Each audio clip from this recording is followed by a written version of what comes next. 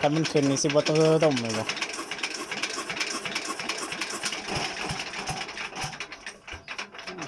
น้ำมันบ่แล่นมาจากเนาะ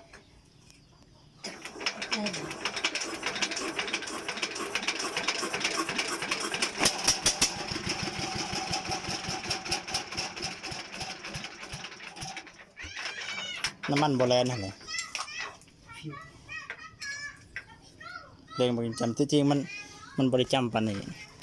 แต่ว่าคันเร่งอันนี้บ่ถึงบ่แม่นนะเสียงโคตรดังอันยังอันน้ำมันแน่น